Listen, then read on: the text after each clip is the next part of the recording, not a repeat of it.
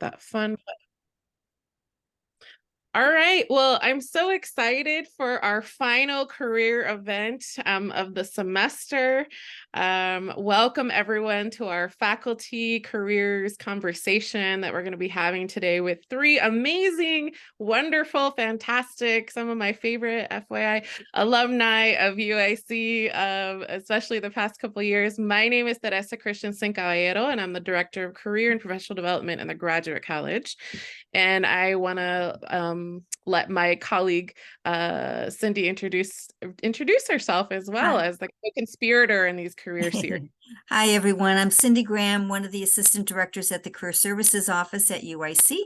And as Teresa was saying, this is so exciting. I'm so happy for all of you to be here today. All right. Thanks, Cindy. I think we're good. All right. So before I introduce our panelists, who have given us our time to be here today and have all this amazing advice for y'all, I just want to know who's here, and if you can drop in the chat if you're able, go ahead and just put like what year you are and then what program you're in. Are you a second-year master's student in whatever program? Are you a PhD student?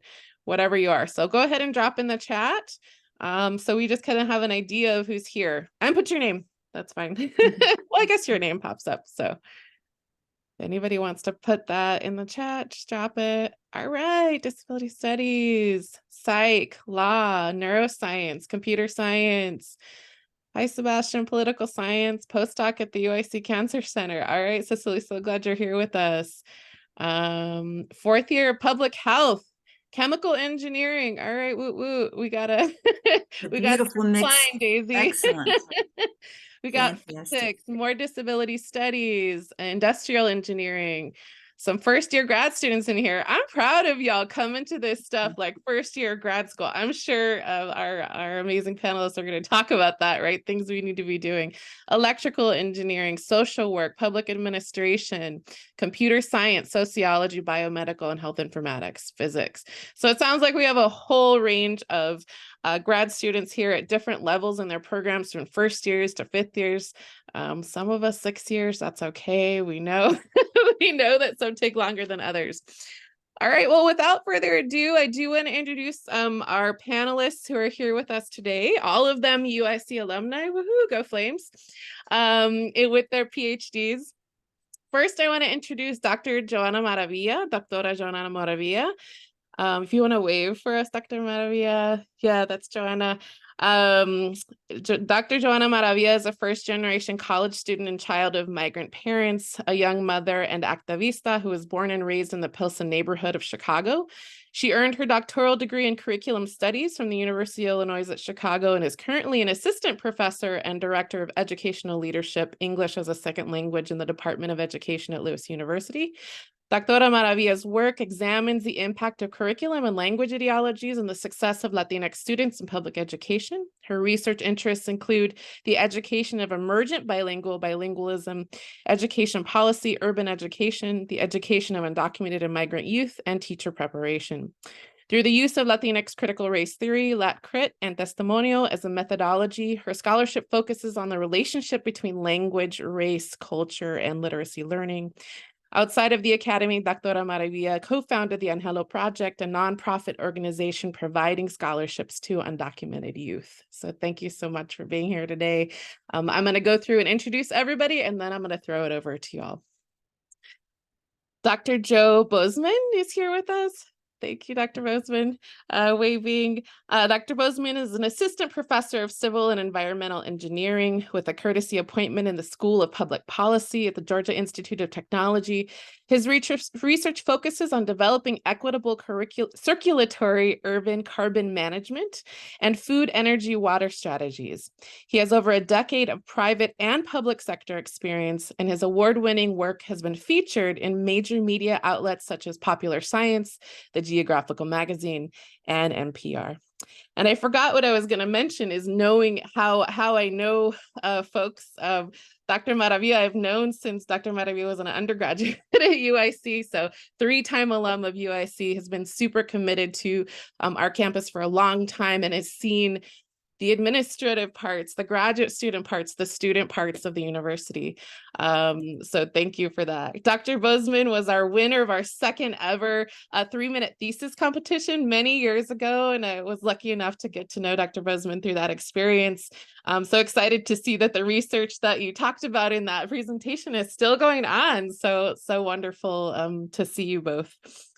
And then last but not least, Dr. Daisy Fernandez, who started her Bachelor of Science in Brazil at the University of Sao Paulo, and she graduated with honors at UIC in 2013 and received her PhD in 2020. Dr. Fernandez was a postdoctoral fellow at Brown University from 2020 to 2022. She earned many awards, including the National Science Foundation Graduate Research Fellowship, the Graduate Research Opportunities from NSF Worldwide, and the Bridge to Doctorate Fellowship and Passage Scholars Program at UIC. During her time at UIC, she served as president of Grad Sui and Grace organizations. She has been highly involved in outreach since her undergraduate years. She is passionate about increasing the number of minorities in STEM. Daisy joined the University of Utah as an assistant professor in August of 2022 and is excited to work in 3D printing of gels and 2D nanomaterials. I hope I didn't mess anybody's research up too much, but you'll get to talk about that.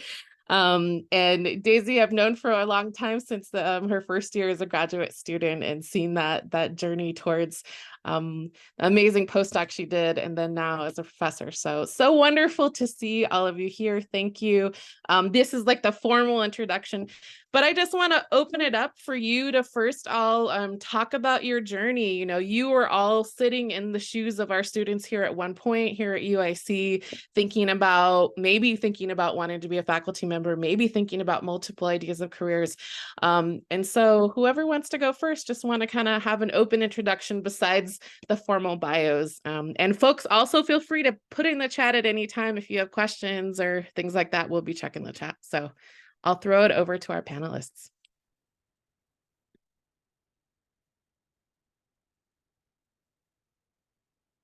Maybe Joanna go first. We just go in the order we were called. I don't know. Just a suggestion. Sure, I'd be happy to go first. Thank you. I didn't want to go ahead and just, jump in, but thank you so much for the opportunity to join you all this afternoon. Happy December 1st to everyone. And I don't know where to begin, but I'll begin. As Teresa mentioned, I am a 3-time UIC alumni. I graduated with my bachelor's degree in Latin American Latino Studies and a minor in Spanish. I had the opportunity to work at the Lattice program as an academic advisor at UIC, in addition to the College of Nursing, and really having the opportunity to work in the administrative end at UIC is what led me to decide that I didn't want to stop my educational endeavors there, that I wanted to continue on, but really focus on something that I was passionate about. And so I continued with obtaining my master's degree in educational leadership with a focus on policy studies in the College of Education. And then thereon after, I decided that I wanted to pursue my doctoral degree in curriculum studies. And it was absolutely not something that I had originally desired in my career path, but then decided that it was significant for me to do so in order to do the critical work that I was interested in doing, which at the beginning of my doctoral degree was really about working with undocumented youth and understanding the issues that lied within being undocumented within the educational space, right? So at that time, I was thinking about how there are a lack of post-secondary opportunities for undocumented youth, right? So from the financial piece, but more specifically, when we think about undocumented youth, we have a large number still that identify as emergent bilingual or are on the pathway of the ESL bilingual program, right? So they're identified as English language learners. And so that was where my passion lied. However, as you know, a lot of the times what ends up happening is that when you become a doctoral student and you begin engaging in research, a lot of the times research doesn't call for what your question is telling you, right? Or what you're interested in answering. And so as I began my doctoral journey, I was invited to be part of a research project called English Learning Through Math, Science, and Action Research with Dr.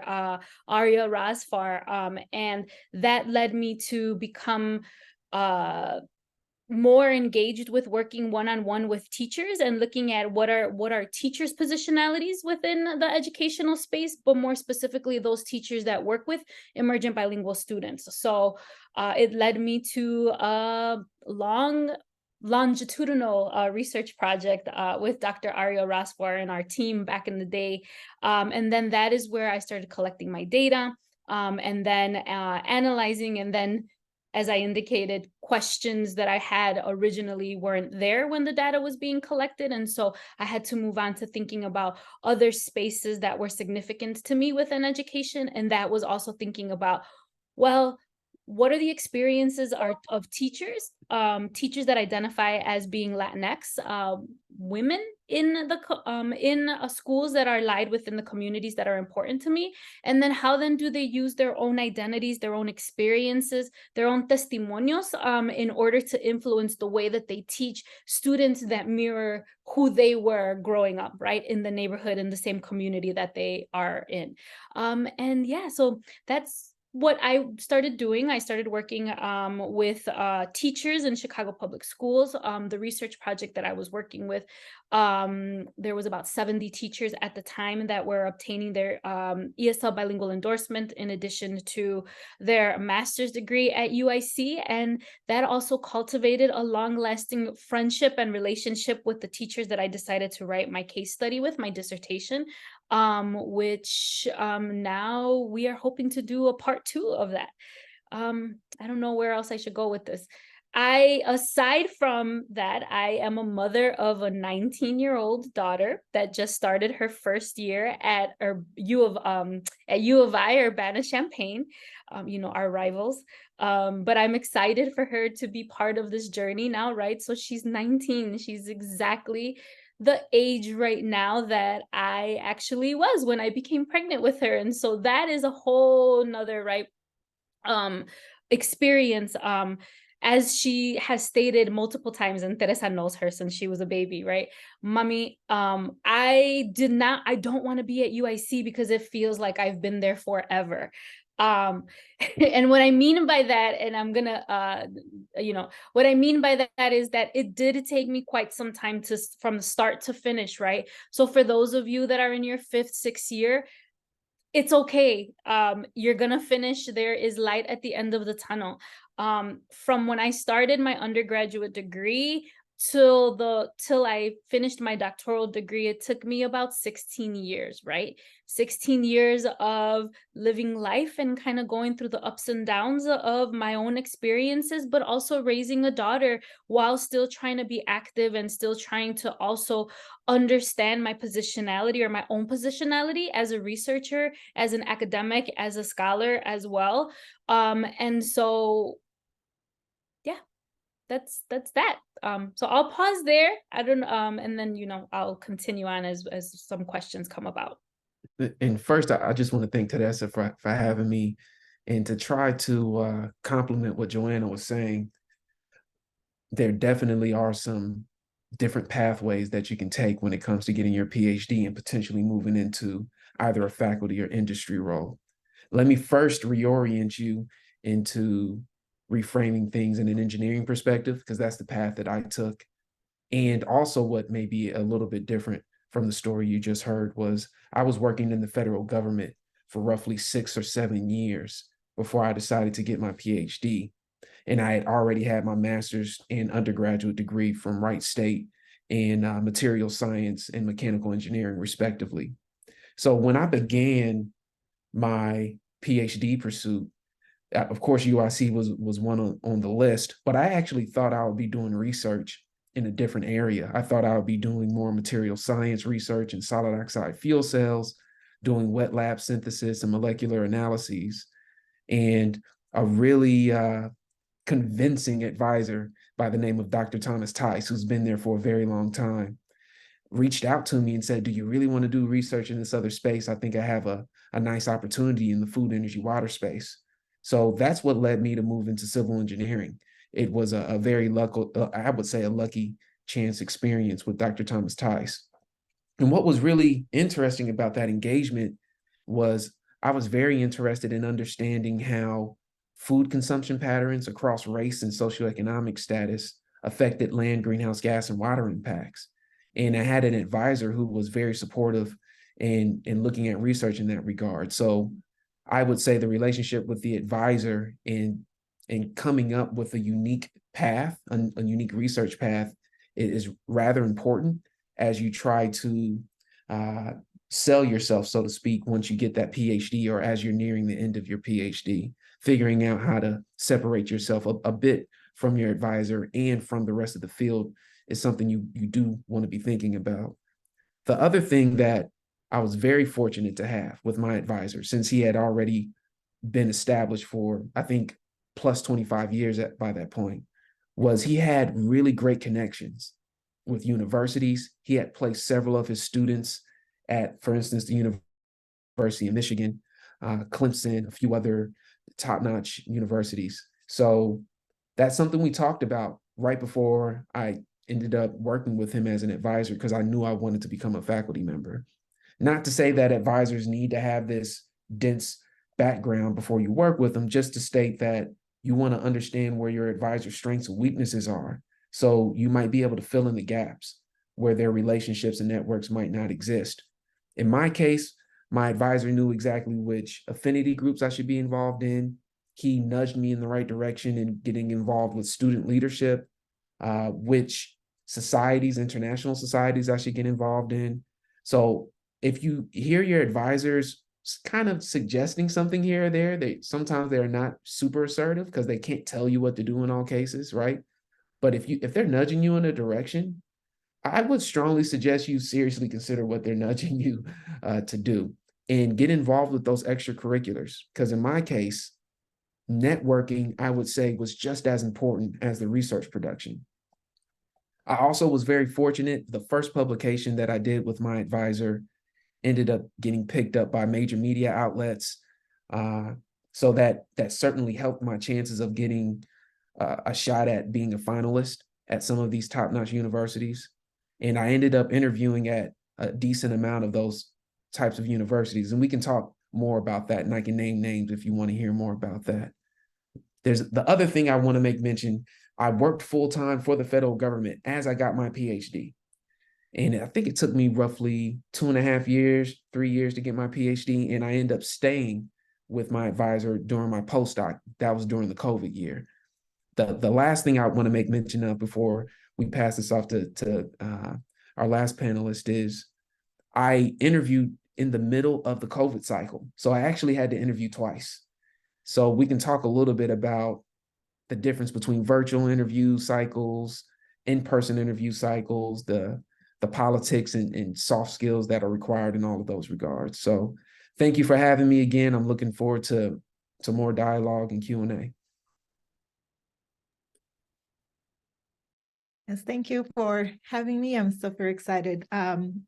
Teresa helped me a lot through my graduate studies, and that's the first thing that I want to say is that a lot of people would look in the paper, oh, she got the passage, she got the RFP, she got like a lot of prestigious award, and people would think that like I was confident and I believe, but the imposter syndrome was real.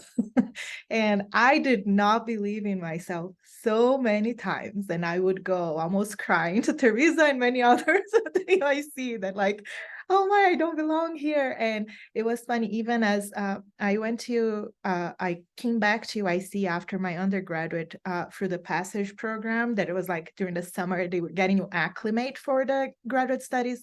And Dr. Carrie Colley, that I was at the time the graduate program person. I was at the bus stop going back to the main campus, and I was asking her like, I don't think I belong here. I don't think this is for me. And this was even before my first semester as a PhD student. I really struggled in believing that I belonged, believing that I fit in.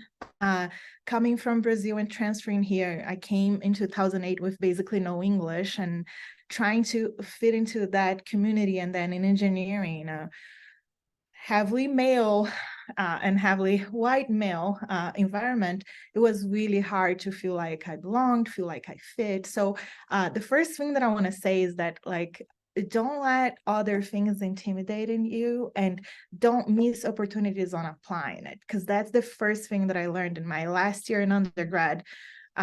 At UIC, I was talking with another person and she got a scholarship from UIC. I'm like, how? You don't qualify. And she's like, nobody else applied, so they gave it to me.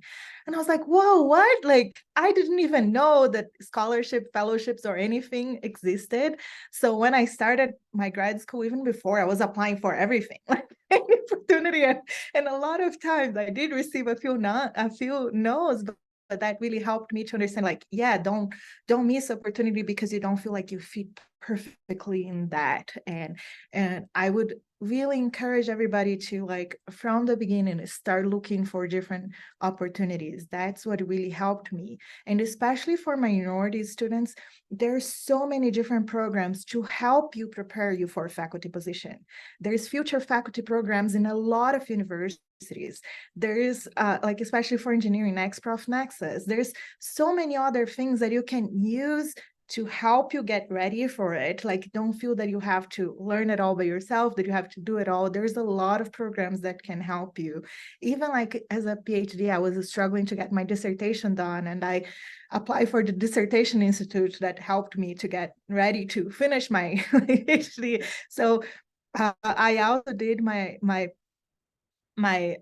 applications for the faculty position during COVID, during the end of COVID. So I also had interviews that were virtually and in person. But even in that process, if I didn't have some of those programs, like the future faculty program at RIT, it was a full online interview. It was draining, but it helped me, prepared me for all the interviews that I had later on. If I didn't have that, I don't think I would be as qualified and as prepared to go for all the interviews that I had in person. So I just say, don't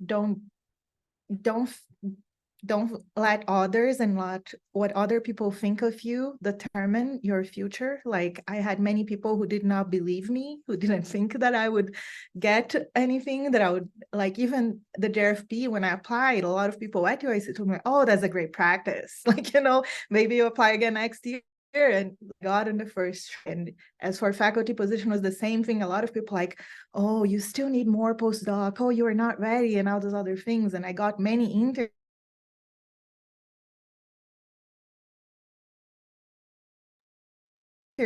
for everything else. The no you already have. So, the max, it's going to be a yes. So just make sure you apply for everything and don't miss chances. All right, thank you. Also, that's already like wonderful advice about taking opportunities, listening to advisor suggestions and your network. If you have a family, being able to still navigate that, and you can still complete that and do that and continue to applying. So much different advice, meaningful advice, important advice.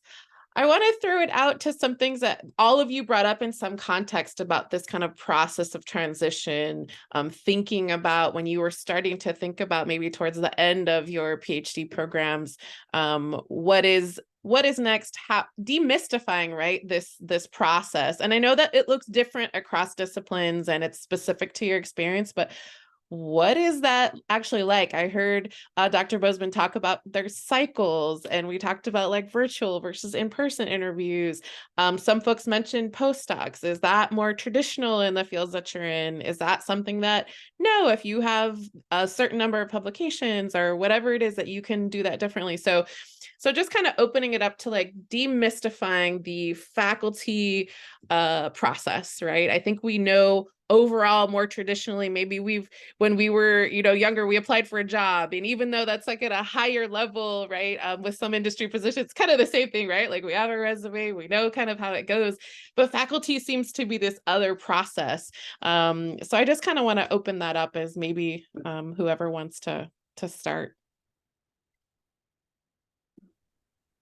I guess we can continue going in order.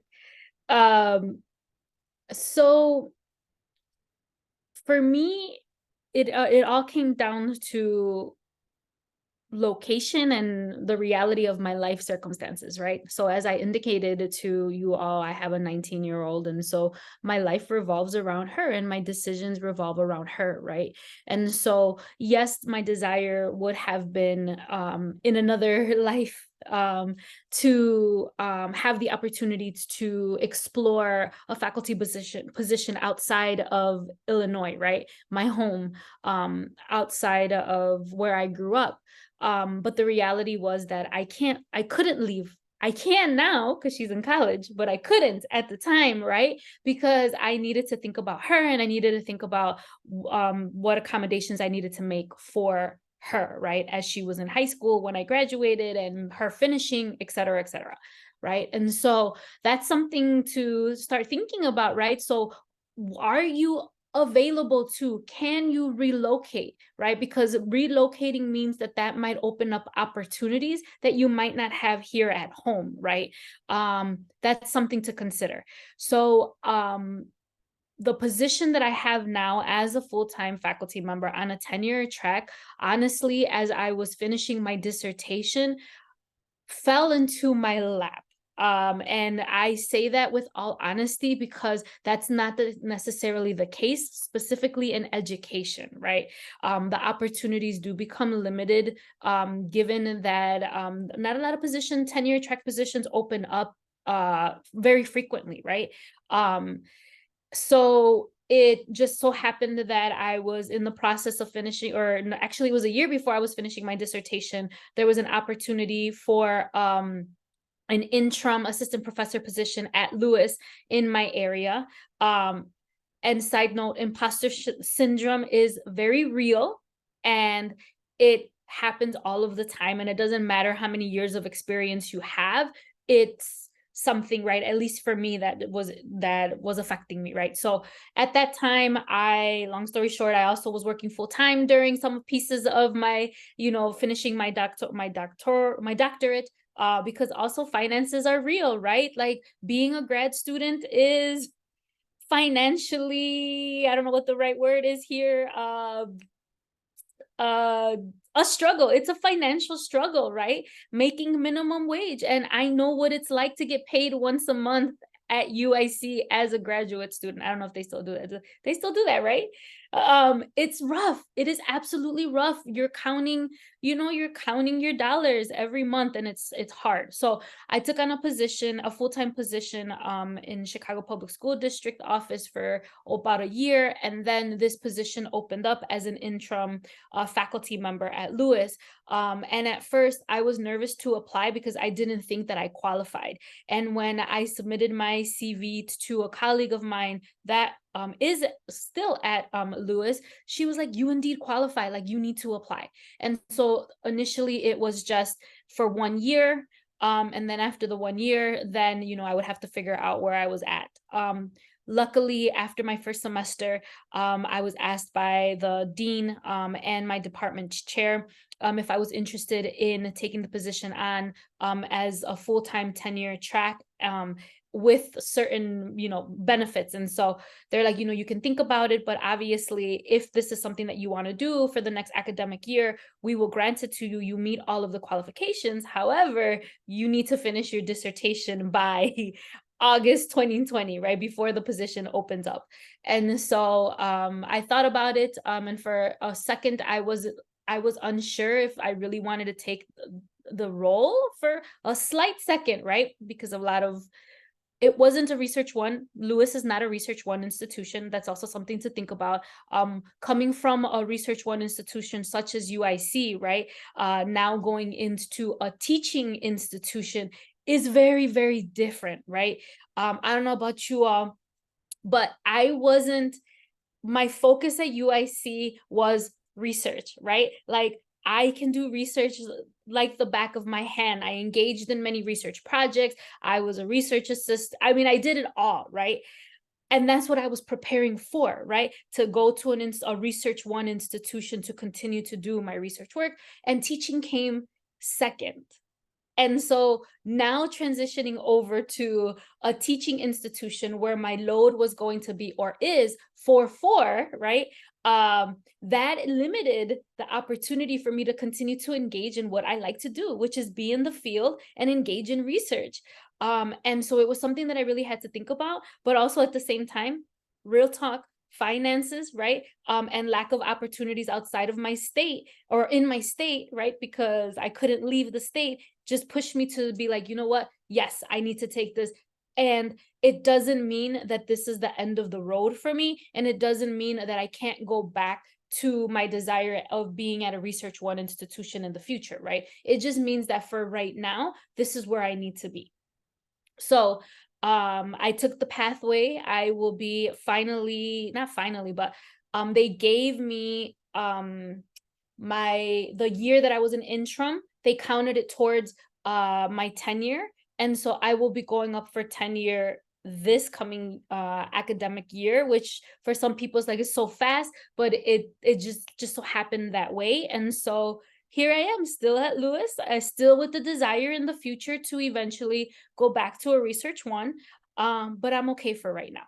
I don't know if that, I took a whole nother. Now, that sounded good to me. One administrative thing that I want to make mention of before I forget is if you're going for faculty roles, don't be afraid at all to ask your advisors' colleagues for example CVs in the format so that your CV comes off as close to a faculty CV as you're going up for those roles. Because, you know, I've been on several search committees, and I can tell you one thing, one of the initial things we look at are cover letters and CVs.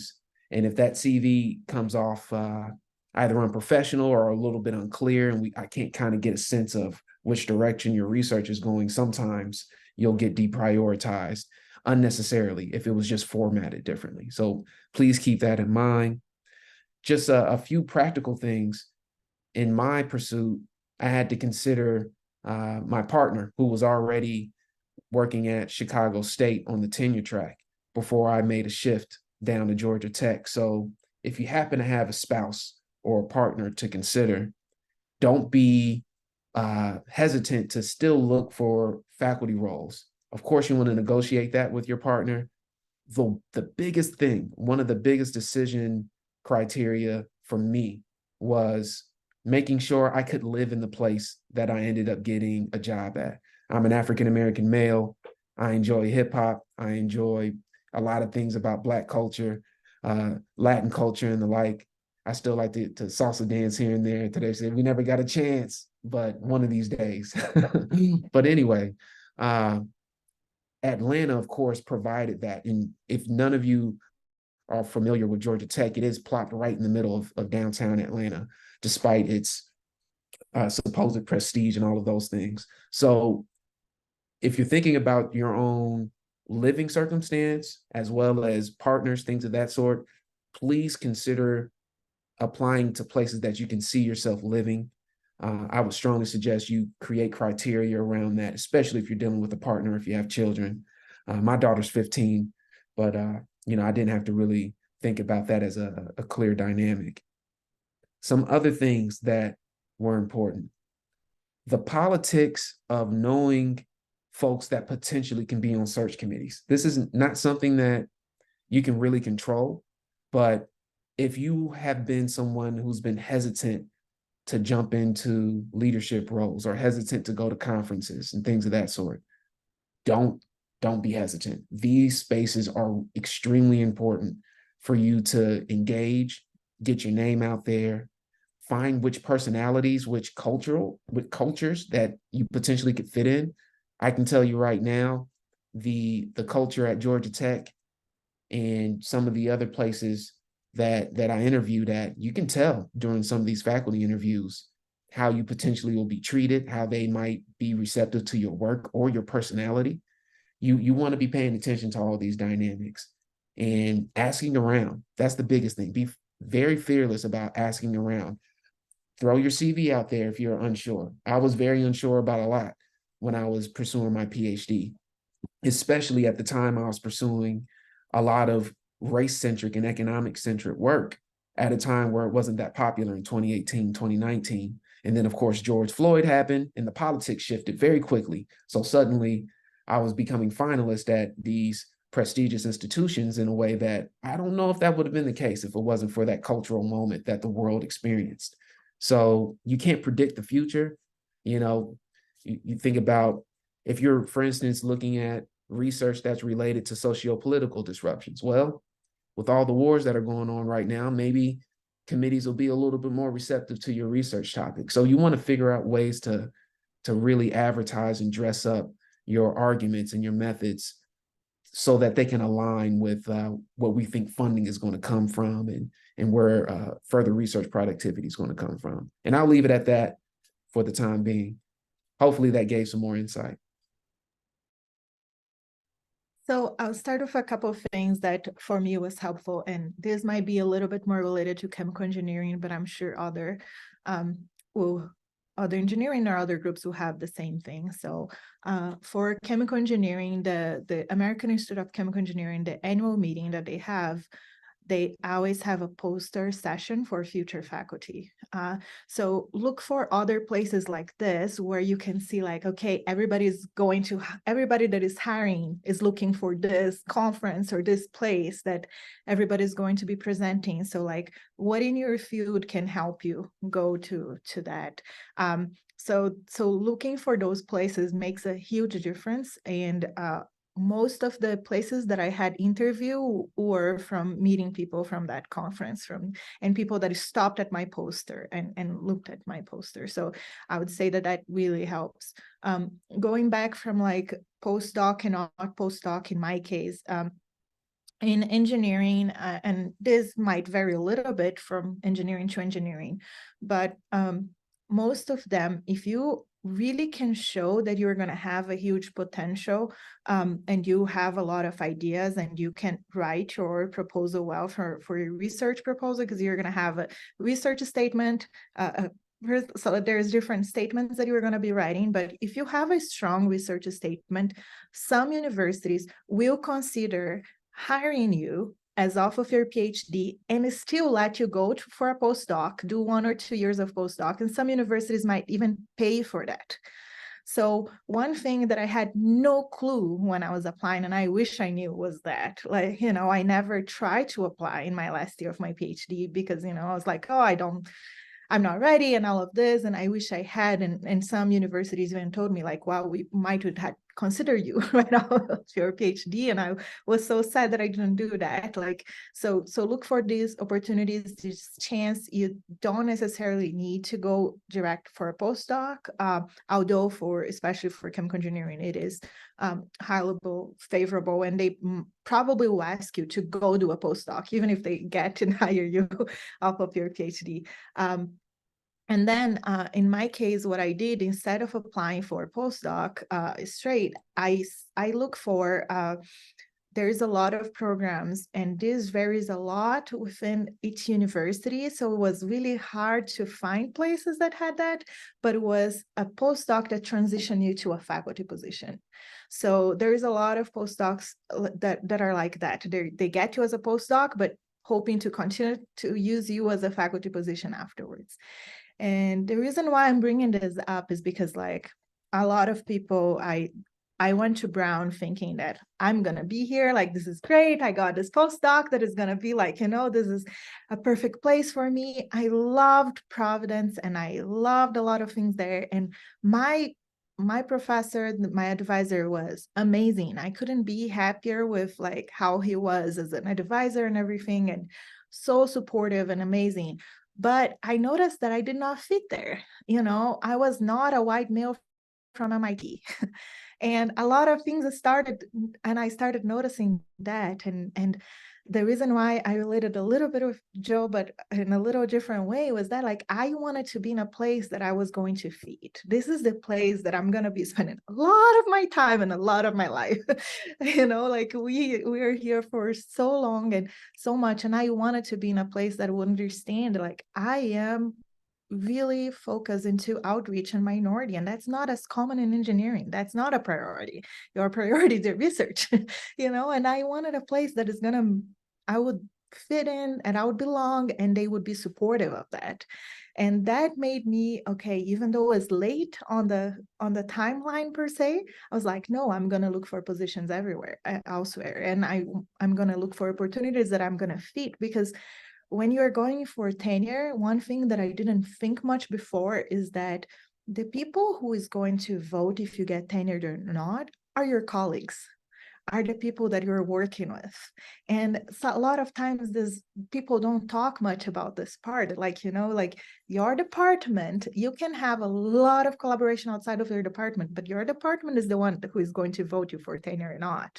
You have to do well with the people in your department.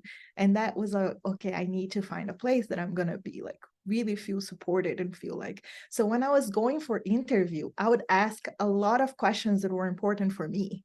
I went to one top 10 institution that I'm like, I don't even want to go for the in-person interview after the Zoom interview. And I still went, and I'm like, I really shouldn't have come. Like, they were great, but I put a no right away, because when I start asking for like, well, what do you see on diversity and inclusion? And they were like, oh, this is the phase, will die out. And I'm like, oh, I don't belong here. Like, and then you can see that a lot of places will have a lot of written on and everywhere, but you are going to learn a lot about the culture you're going to be working with and all the stuff on asking questions during your interview. So that's like finding a place that you belong and finding a place that you're going to fit and feel included. That's really important too. So like for me, I didn't care where in the US, I didn't have that constraint, but I wanted to go in a place that I'm going to feel that I'm going to be supported, I'm going to feel included, that they're going to value if I need to take time off for family, if I need to do anything like this, they understand. Even during my interview here, it was so amazing. A lot of professors like, oh, 3:30, I got to go pick up my daughter from school. Like, I got to leave. Or like, and other things like this. And I'm like, oh, in engineering, they're saying that? Like, what is going on? And I was like, oh, I belong here. This is great. This is what I want. This is where I want to work. This is where I want to feel. And then, just having that collision and face, so like, that was what important for me. I didn't care like anything else, but I care about a place that I'm going to feel supported, feel that I belong, and feel that they understand what I want, how I want to achieve it, and things like that. So I would highly recommend that, because that made such a big difference. Working in a good place that I feel that I fit and I belong, it really changed my life. And I'm so much happier than I was before. Daisy, that's a great segue to addressing some of these other points of just to the other panelists to add to that. Is there something you wish you would have known before you started the search? And also perhaps any mistakes you made along the way that you could share?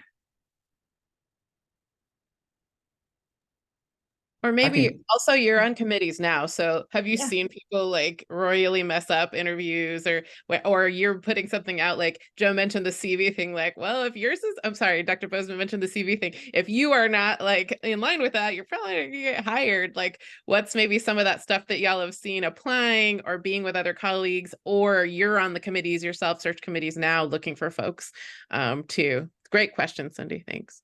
Yeah.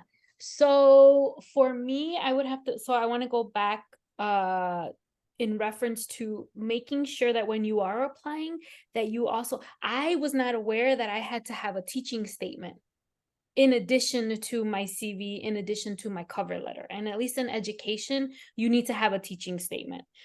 So that's something that I wasn't aware of. And it was something that was like my mentor, Dr. Ciblali Morales was helping me walk through that piece, right? So that's one thing that, I want to remind everyone as well, is that that's important as well, especially if you are going to be applying to an institution that requires you it's a teaching institution, right? So Lewis is a teaching institution, and so that was something that was very important. But I've seen it as well in other places. So for example, there's a position open right now at Northwestern that is also requiring a teaching a statement in addition to teaching evaluations and also letters of recommendation. letters of recommendation, just making sure that you're asking folks that you know that are going to write a strong letter of recommendation for you, right? If you're iffy about asking someone that you're not sure that they're going to do a strong letter of recommendation, then I would say make sure that you don't invite them. Invite people that you trust, and that you know are going to support you in the things that you want to do, right? Something else, let me see. So I'll pause there because I have to think of more.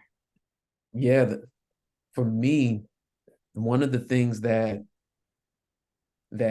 it's hard to have confidence on until you jump in, but you almost have to give yourself the confidence beforehand, is these search committees and the way they write up their searches may seem like they have a really good handle on what they're looking for. And sometimes they do. Sometimes they know I'm replacing faculty X who did research on X, so I'm looking for somebody to do X. There are other times where they say they're looking for X, but if they see a candidate that seems confident, has an exciting research direction, they can just change their minds as a committee. So again, apply to everything you heard, that if you find that there's an interest and you can maybe make an argument that, well, I can do 50% of what they're suggesting, but I have another 50% that they didn't say in their advertisement that I think they might be excited about. Present that information with confidence. You may be able to sway the committee. The other thing for open rank calls, don't shy away from those.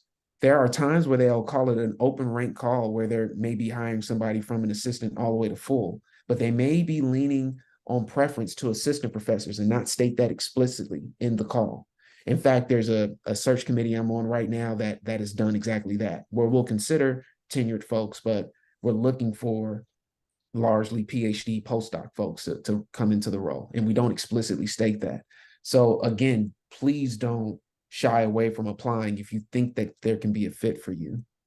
Some other things, there's probably a few other things I can think of too, but confidence and making sure that reads through your CV, your research statements, your teaching statements, in some cases your diversity statements, which in some states now they've taken that away. So, that's a whole nother conversation. But make sure to present what you think is going to be your ticket to sell. That's the last thing I wanted to make mention of. Please get feedback on your statements as early and as often as you can from folks who are reviewing these things. I know I had someone on my PhD committee who ended up helping me write up my research statement and teaching statement. And I got, example teaching statements and CVs from colleagues and folks like that. Just ask widely and ask for that feedback. It really does help. Don't be shy about that. Continue just a little bit from what you just said, is like, I heard an advice from one of the professors that I worked with, saying like, fake until you make it. Like, believe in yourself until you make it, and then it's all good. And it's funny because like a lot of times I would put that while I was going, especially for the in-person interview, or before I would go to give a seminar or something. I'm like, just believe that you are the best, like, even though you don't think you are, but just pretend. And it was funny because like, especially after getting some of the feedback, and they were like, oh, you look so confident. I'm like, yeah, I wasn't at all, but I'm glad it passed like that. Just like believing in yourself and just trying to really put that, it really makes a difference. Like, if you were trying to do a presentation and you were so nervous and you were like going everywhere and you can't focus, you can't do, like, people can really see that when people are presenting. And we had that too sometimes in Zoom interviews, like, the person is just not showing that they're confident, that they know what they're talking about, or they don't know about the department or things that really makes a difference. So just like, make sure you are prepared and make sure you pass that information like that you're prepared. Like what he said about CV, one thing that I read is be really careful before hitting send and making sure the names are right. We've had many applications that were like, okay, that's I know, because like they clearly just put it with a different name, like, a different university. That's not gonna go well. And if you think like a committee going through over 100 applicants, like, if they can get rid of some of just like things like that, is going to be an easy no and less applications for them to look at. So like really make sure. Another thing that I wish I knew is that for engineering, every university has their own process. So I never heard about Shock Talk before. And a couple of months before I went, one university was like, oh, you have to give a Shock Talk. I'm like, what? Like, and then I started looking up on Shock Talk, and like one is just one slide, the other one is no slide, the other, like, you know, there's just so many different process, and each university has their own. And like, even like one university asked me to teach a class, the other one was like, no, the teaching seminar just with the professors. Every university has a different process and a different application. So really making sure it's totally okay for you to ask them ahead of time, and like, oh, you have this part here on your interview, what does that mean? Like, you know, or what is your requirements, or like, what do you expect for this? Like, just making sure you clarify before, like, don't assume things, because like, you know, you can go to a Shock Talk with one slide and then they say like, no, just go and write on the board, like, you know, or something else. Like, you know, if you're teaching just the students or teaching everybody, professors and students, and really change the dynamics on how you prepare the class. A lot of universities, I didn't have to do teaching, and I had to do other types of research seminar just for the professors. Like, so really look into, like, especially if you get to that phase of the interview, asking and clarifying and making sure you talk with people and understand a little bit more, so you don't feel like blindsided like I was. Like, I'm like, shocked, like, what is even that? Like, I had no idea that all these different things that could happen during the interview process. And I had gone to a lot of programs and gone to a lot of things that prepared me, and I thought like I knew everything about it, and it really changed a lot from university to university. And I'm trying to. Dr. Fernandez, what is a Shock Talk? Maybe for those of us that don't know what that is. So pretty much, so in a really short way of saying, is a way for you to defend your research. So they will sometimes give you one slide, or sometimes for you talking about the future of your research, and you go to a room with just professors, and they're going to try to debunk you. So they're going to try to ask you 10,000 questions, and you have to prove to them that your idea is found, and you have, you know, you really know what you're talking about, and you really know the direction, and you know exactly. So sometimes you're going to start explaining what your research is, and they're going to start questions, and you're going to change it. Or it could be that you have a slide and you're going, and they're going to be like, but that's not right, or this is not good, or this is okay. And then they're going to keep trying to attack pretty much in a way. But like, you have to make sure that you sound like, okay, no, I have a really strong sound research, and this is the future, and that's where it's going to go. So pretty much showing that. Just one thing I want to make mention of that often doesn't get made mention of unless you go to these great programs. And I did do Next Prof Nexus. That was a great program too. Make sure you have a good handle on your startup packages. If you become a finalist, you certainly want to have a good sense of what equipment you might need, which equipment is already there. Could you share the equipment? Do you just need computational dynamics? I see your hand up too. I just want to make sure we didn't get that lost in the sauce as we're talking. Yeah, this is so important. And I did not had many quotes or things like that ready. And one thing that I went and I did, like my professor told me, like, just call everybody and ask, get the prices. And I quickly did that, like, before I start negotiating with universities. And then I started, and then I didn't have one email with quotes from equipment.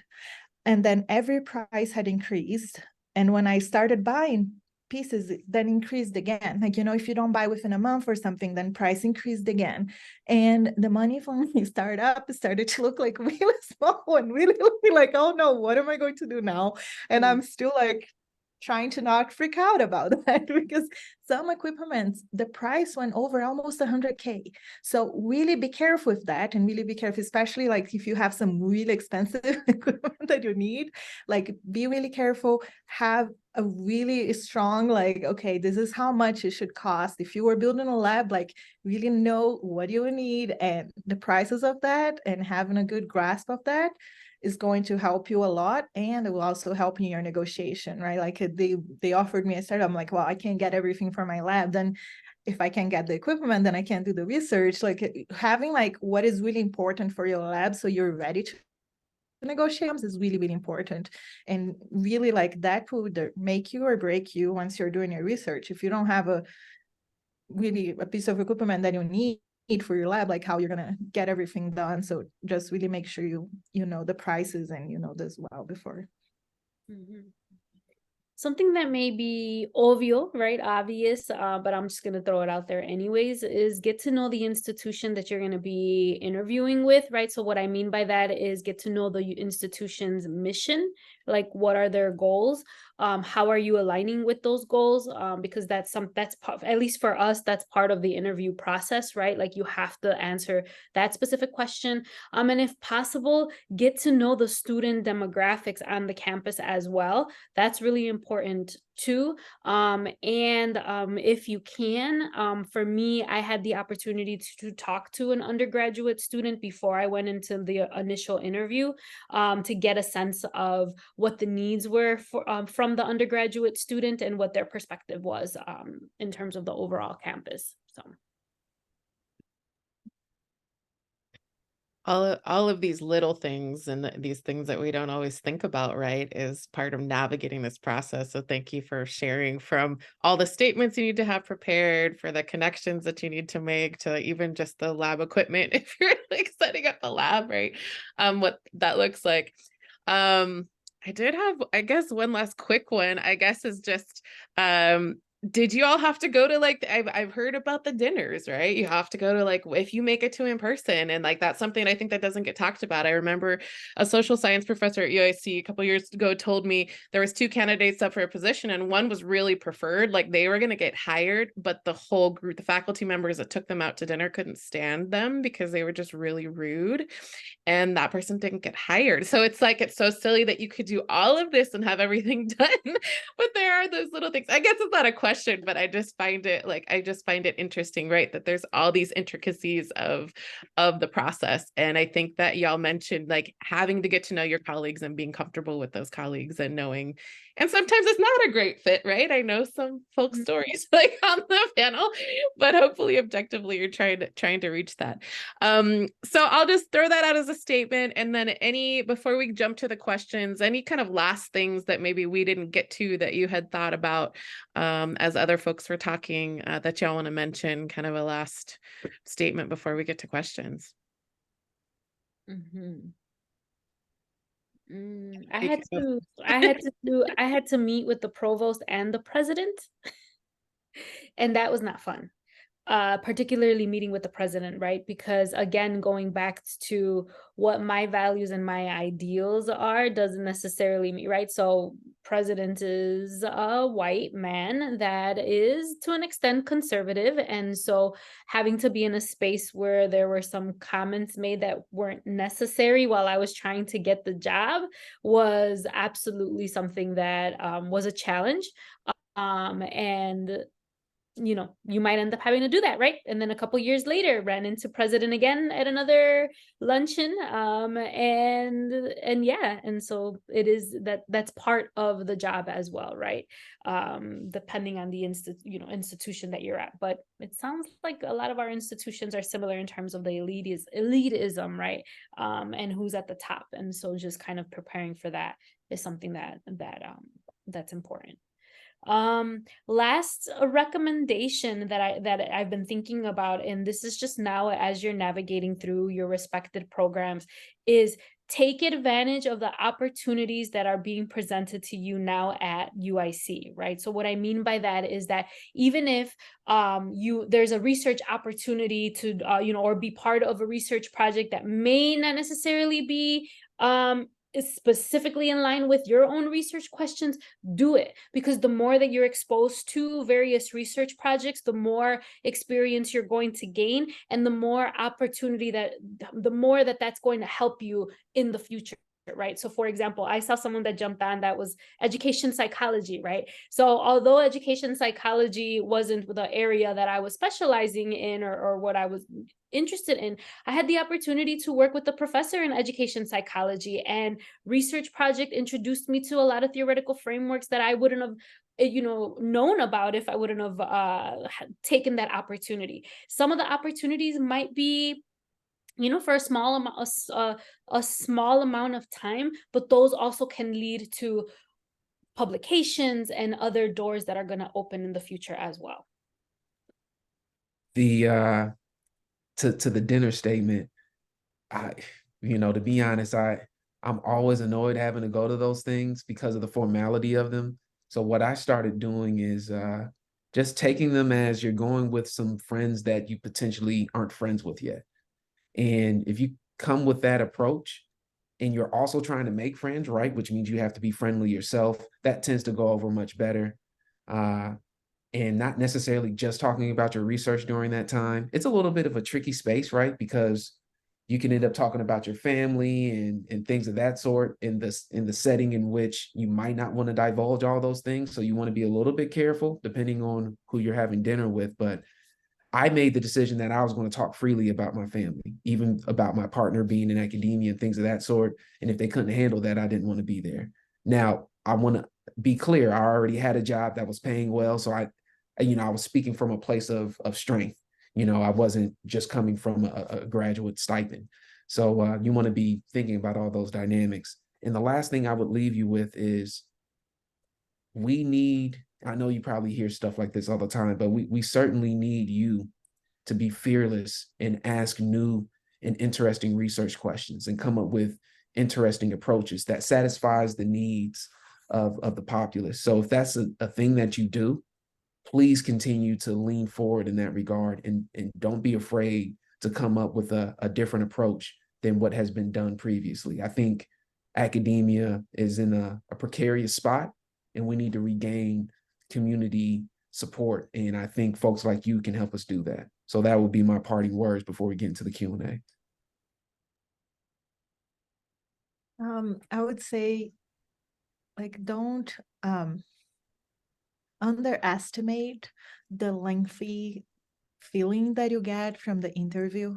I'm a Brazilian who likes to talk a lot, and I'm like, this is going to be an easy thing, like a full day of talking with people and talking about my research and all the other things. I'm like, it's gonna be okay.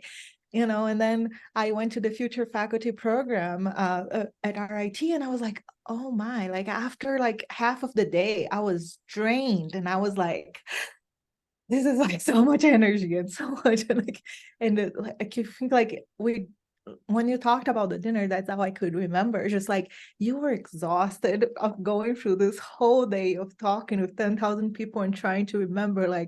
I would go and you can ask before you go in for the in-person interview, we can ask for your itinerary, people that you're meeting, so you are prepared and you have questions for each person because you're gonna meet professors individually. So I wrote notes about each professor to make sure. So I'll try to take bathroom breaks in between if I didn't remember exactly which question, so I could look at my little notes and make sure that I could get the right questions, because I almost got one person wrong, and I almost I learned that too, having being prepared for that is really important. But you were really exhausted, and trying to be on your feet and think quickly and trying to make sure you were saying the right things during the dinner can be hard, even for a person who was an extrovert and likes to talk.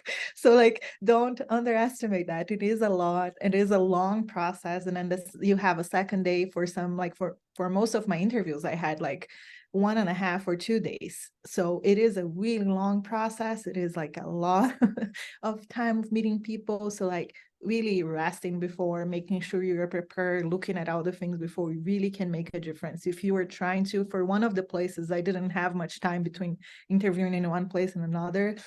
And I was trying to the night before, looking at the different professors online for asking for specific questions for people that I didn't had research that aligned with mine, or things it's so hard, and making sure you remember the names right and say the wrong thing. It is a lot, and it is draining, and just prepare yourself for that and make sure like that you are aware of that, and it's really hard. And I think that was the most part that yeah, just making sure you write a little bit about each professor. Even on my statements, or like especially for the research statement, it was so draining too when I was applying, because I would go to each university, find professors that I could like really do research with, and for each university I would say, like, for this part of research I could collaborate with this professor, with this part I can collaborate with this, and it does takes a lot of time, but it really did help. And then like, especially when you're going for the interviews, like having, even on the Zoom interview, a lot of times we ask people like, did you have people that you can collaborate in the department or the university? And if you have no one, if you don't have kind of like people that you're going to work with, it's not going to look good. So like just having that too. So can I say something real quick that Sure. I want to make sure everyone remembers? Be gentle with yourself. Find different ways to also do self-care, because we understand that it's a process, right? And it's draining and it's overwhelming, but just, rest and make sure that you are also thinking about your mental health and those pieces as well. Thank you for that, those reminders, and that is so true. Even in the work that we're doing now as graduate students, right, or staff, Cindy, you and I, we need that reminder too. Oh my gosh, I've been writing furiously for like the last hour, and it just so much, a plethora of advice. I do want to open it up to folks if you want to write a question in the chat, or also if you just want to vocalize, go ahead and put your hand up and we will find you. We did have an earlier question. I know Joe was talking about Dr. Bozeman, sorry. I was talking about CVs earlier. And then even Cindy, if this is something you even maybe respond to, or anybody. So is it helpful to list all responsibilities under your various research projects you are involved in, or is a brief description of the research project sufficient? Let's frame this as a faculty CV. What would we say? So is it helpful to list all responsibilities under the various research projects you are involved in or involved with, or is a brief description of the research sufficient? You might get 3 different answers from 3 different panelists on this. So let me start there. But I would say if the rest of your CV does a good job giving a sense of what your general research direction is, keep it brief. Having a whole bunch of bullet points is not necessarily going to catch the eye of a lot of committee members. But if on the other hand, you don't necessarily have a lot of publications to leverage, you might want to lean a bit more into your research duties.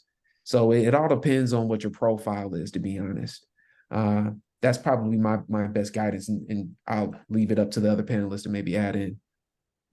I agree 100%. And also, what's your point? Are you making yourself clear in terms of what you do state? So if you feel that you did mention the things that are most important to you and what you want to be doing, fantastic. But if you do need to elaborate and you feel the importance of making sure they understand all these other things you did, it's really bottom line, your call. Are you getting across the point that you want to make to these folks? All right. Thank you for those. I see a question from Shala. Hopefully I'm saying that right. Apologies if not. What are some questions I can ask in my first interview, my Zoom, like maybe a Zoom interview with a search committee? What are some questions I can ask? Or maybe is there a question that you all asked?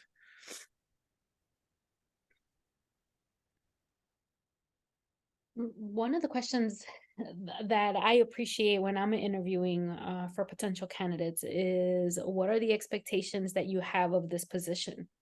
And where do you see this position, in the future? Something along those lines. That's always refreshing, right? Because it gives a firm stance on where you're at, but also it gives a firm stance of where you're at and you being interested in really pursuing the opportunity. And along those lines, first you want to have a good handle of who you are. What are you bringing? And so for me, I knew I was an interdisciplinary engineer who wanted to also bring in the social sciences as a core piece of my engineering direction. And because of that, I was able to clearly come into a lot of these meetings and interviews and ask questions like, are you looking for an interdisciplinary scientist? This is my skill set. This is what I bring. Is this what you're looking for? And even if the answer was no beforehand, sometimes you could see them kind of change their mind in the process. Like, okay, maybe we do want this kind of scientist. So to just reemphasize what was already stated, come in asking, am I a fit for you in some way, some tangible way, can also really help the search committee know how seriously you're taking the job and your ability to work long-term in that space. Along to that, like looking, especially if you're looking for collaborating with a lot of people, like asking about how collaborative the department is, or like how open they are to collaborating outside of the department, things like that could really help too. Like, I think what both of them mentioned are really great points, and really understand that. And one thing that I was a little bit afraid that I see more that is okay now, asking if the search committee has a timeline, so you are aware too, because so many times I didn't ask that, and I'm like, oh, am I still like in the ring or not? Like, am I like out of this university or not? And you know, like just having a little idea too, it will help you give some peace of mind too, to know. So I think that's the questions that they mentioned, and figuring out what is important for you to like to. You just reminded me of something. If you happen to have another offer, you might not want to say it to the search committee directly, but if there's maybe a dean or the search committee chair in particular, don't be at all shy about letting them know about that. That could significantly increase your chances of getting a quick response, and or sometimes they can nudge them to a yes just because of momentum. So there's a lot of soft politics that are played behind the scenes. And so if you have another offer, don't be afraid to make mention of that to the search committee chair or the dean or whatever the best point of contact is in that regard. Dr. Bozeman, would you say that's better to do once you've, let's say, they're already kind of expressing interest? At what stage would you say, or anybody can answer this, like, is the best for kind of throwing that in there, maybe to the chair or the dean or whatever? If you really, really want the job at the university, you might be able to say it in like your second round of interviews, but ideally I would wait until you're a finalist. Usually they're dwindled things down to like what, 3 to 5 people by that point. Even like I would say, even if you don't have an offer yet, but like when I was interviewing, I made it clear that I had a lot of in-person interview with other universities too, because that also helped them see like, oh, I have a lot of people who are interested. It's not just you. And an important part, like when he said, like once you are the finalist and they started kind of trying to negotiate with you, if you had other offer, it's a huge leverage and a really help on the negotiation part. You really can push the things you want or need. You know, it helps you a lot on the negotiating part. So like saying that once you are the finalist and you're trying to negotiate, really use that offer letter and really help negotiating. Thanks, all this just like these fine points of when, where. Sorry if the dog's barking, my apologies. You heard a little howl. I know, well, I guess we can frame this question as Michelle had asked, does UIC have a faculty readiness program or guidance, like what Dr. Fernandez mentioned, we should take advantage of? Maybe more so, and I know like it's just like a general program, like no, maybe you all could talk about the resources maybe you used at UIC during your time here. And then I will also plug our National Center for Faculty Development and Diversity. We do have a paid subscription that the Graduate College Faculty Affairs and Office of Diversity split, so that you'll have resources for that. It ends in diversity. It's open for all, but there is a lot of resources there as an online tool for folks. A program, no, one career person in the graduate college serving 6,700 students, but we will do our best. If you come in and you meet with us, I know Cindy's open to meet with folks and preparing. I am also, and I can drop my email in the chat. You probably have it, to meet with folks, but I'll throw it back out to the panelists. Any things you used at UIC to kind of prepare for this process, or maybe in your postdocs too? I know they were done in different places for some of you. The 3-minute thesis competition. Let's not, I know you made mention of that earlier. I'm telling you that helped me with networks. It helped me really develop my elevator pitch. So that competition was really beneficial. So that was something that was UIC specific. I got involved in the civil engineering research symposium and symposia. So you want to try to get as integrated as you can with the internal opportunities to present your research and build relationship. The other thing that a lot of folks don't necessarily realize they can take advantage of, if you can, try to publish with your PhD committee members, not just your advisor. That can lead to really interesting relationships. It could lead to them recommending you with colleagues that you may not be aware of or know about. So try to take advantage of what's at UIC. And these are just a few things that I can think of off the top of my head. Oh, Next Prof Nexus, all of these external programs too. Apply to them all if you can. Thanks for plugging 3MT, Dr. Bozeman. That's coming up. Get ready, y'all. We're sending that out soon. That's going to be this spring. So here's an opportunity for y'all. Okay, throwing it back at Dr. Fernandez or Dr. Maravilla. Do you have any tips for that? I would say that I tried my best to take advantage of everything I could at UIC and elsewhere. So like, and could be a small thing for like, a sweep program or, an outreach or anything like this. Like I really try to make, I was in almost all the events. There was a time that Ben was doing a lot of events, whatever it was. And it could be something like silly, like, like going for a coloring thing and the Dias de los Muertos, like that was relaxing, but that helped me meet more people that were outside and helped me teach me how to say my research in a different way. But every little event or things that can really help you. It can help you network and teach you how to talk about your research in different ways with people that are not in your field and things like that.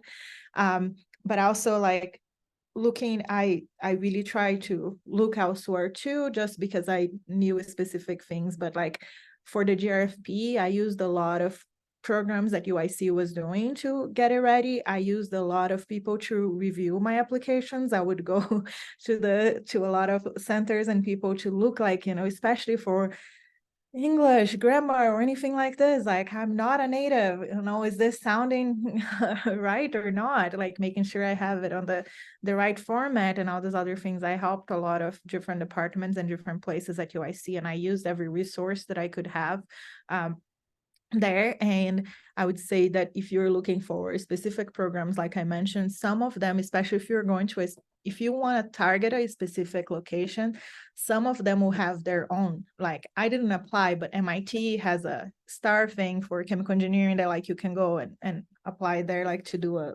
program to become like teach you how to become a faculty. A lot of universities have those programs. Bigger universities, like not bigger, sorry, more prestigious or famous university would say, like they'll have those programs so you can go to a specific one. Yes, but like you don't just need to make those. I went to smaller institutions that actually helped me a lot more than actually some of the larger institutions. That, like I mentioned, RIT was our I2 institution, and it helped me a lot, their program. So like don't underestimate it, the programs and the things that you can find. Those all can be helpful. All right, thank you. Thank you for those. I know, Dr. Maravilla, you had to hear the internet stuff, but welcome back. I actually want to throw this question perhaps to Dr. Maravilla. Ling Feng asked if I prefer teaching. I prefer teaching than doing research. Does that mean the faculty position is not a good fit for me? I think you kind of spoke to that earlier, but if you want to emphasize that anymore, any of you can speak to that as well. No, absolutely not. A faculty position is a great fit for you. I think that it just really depends on the institution that you're interested in, going to, right? So thinking about that when you're applying to different positions, is it a research one institution? Is it not? Is it a teaching institution? What are they looking at, right, in order for you to make tenure as well, right? Are they requiring you to lead a gigantic research study? Are they requiring you to bring funding into the institution as well? And that's not necessarily the case when you're at a teaching institution. The teaching institutions are going to give more priority to you teaching if that's what you're interested in. So weighing those options when you're applying, looking at different universities or colleges that you're interested in considering. The one thing I would add to that too is if you haven't developed and taught a course before, which I didn't do a lot of until I started my role here at Georgia Tech, try not to make an assumption of how you're going to feel about teaching beforehand. Maybe you know for a fact you want to do R1 because you have made it up in your mind that you don't like teaching. I actually like teaching more than I thought I would after I taught my first course. The prep is certainly a heavy lift, don't get me wrong, but teaching is I get just as excited and maybe even more excited about that than I do research at times in a way that I never imagined I would when I was doing my PhD program. So give yourself an opportunity to kind of experience some of these things and fill those things out before you make a conclusion on how you're going to feel about them. Just And to also, supplement go that, ahead. Go ahead, sorry. Dr. Just like really look up there. I think we're mentioning R1, R2, teaching and all of that, like really understanding that. I don't think I got a really clear understanding until I was closer to applying and looking where I would fit well. That makes a huge difference. So yeah, it's definitely, you're definitely okay if you prefer teaching, but really just looking where you fit, like how much are you interested? Like if you're looking at research, the heavy lift our one institution is going to be bringing funding. How excited are you about writing grants? You are not doing the research anymore. Your students are. Like there's a big difference on that. Like I really loved research and doing research, but putting in my mind that I'm not doing anymore, I'm just writing the grants. And it's a big difference too, like having understanding of like, what does it mean to be an R1? What does it mean to be an R2? What does it mean in being in a college? And then looking to in the career path, like there's tenure track, there's not tenure track. There's different ways that you can go about too. So there's a lot of like different opportunities there. It's not just research, not just teaching. It can be a combination. It can be heavily to one side to another, depending on the type of institution you go. Yeah. Also, also, this is something, and I guess I should have mentioned this early on, but I didn't think about it until now, is that as faculty members, we also have a responsibility to fulfill do service at the university as well. So that's also something to be mindful of also, because that can also, depending on what the requirements are, that's an additional piece of the job as well, right? So attending faculty meetings, being part of different committees, participating in different groups at the university as well is